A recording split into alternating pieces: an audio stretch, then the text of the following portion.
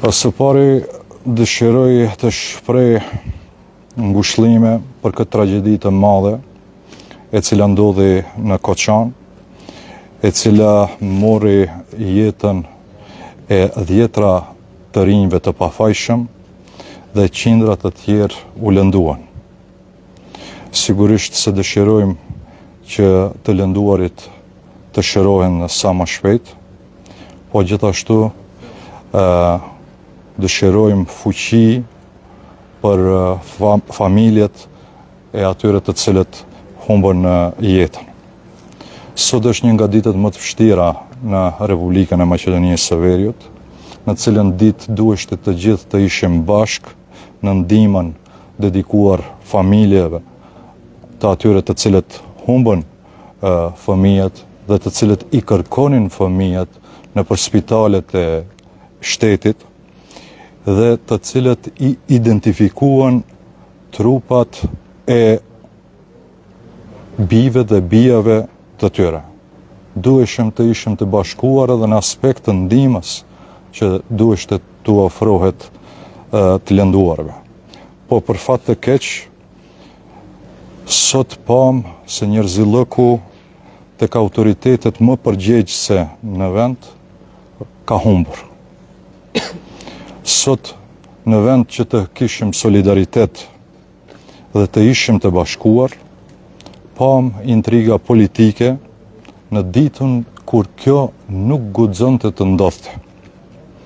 Që në orët e para të mëngjesit, kur arritën informacionet e para lidhur me ngjarjen në Koçan, mediumet të cilët janë të afërta me partitë politike në pushtet, filluan të vendosin themelet e spinit të tyre të madh, i cili gjatë ditës u zhvillua si një narrativ zyrtare dhe i vetë qeverisë.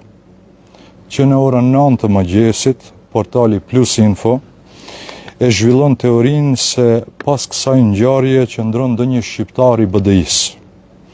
E më pastaj, kur doli në shesh se licenca ka skaduar, ajo e vitit 2023, portalet proqeveritare fshin një lajm të tillë, e që më pas të publikoj një lajm të tillë se Gjoja po qarkullon një licencë e cila është false. E gjithë kjo si një shtyllë e spinit dhe narrativit të qeverisë. Dhe në vend se ministri i punëve të brendshme, i cili është ministër në 14 muajt e fundit, të merr përgjegjësinë sepse ka lejuar në 12 muajt e fundit, për më tepër se 12 muajt e fundit, të punoj diskoteka pa licencë, që çdo ditë të organizohen ahengje në kundërshtim me gjitha dispozitat ligjore e standardet. Ai paturpsisht po mundohet që gjithë debatin tash ndërroj në dimenzion etnik dhe politik. Përgjegjësia e plot morale, materiale dhe penale të kësaj tragjedie nuk duhet të kërkohet askund tjetër përpos se në vetë qeveri, në vetë Ministrinë e Punëve të Brendshme dhe në komunën e Koçanës.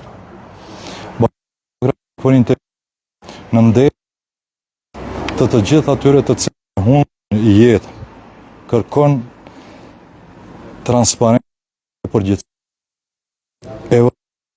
Doja mos duhet të del në shesh. Gjithashtu apelojmë edhe te partitë politike që të heqin dorë, që ta paraqesin Bashkimin Demokratik për Integrim si fajtore për gjithçka që ka ndodhur në të kaluar, për gjithçka që po ndodh tani, mund të ndodhë në të ardhmen. Kjo nuk ju shërben marrëdhënieve ndëretnike. Ju faleminderit.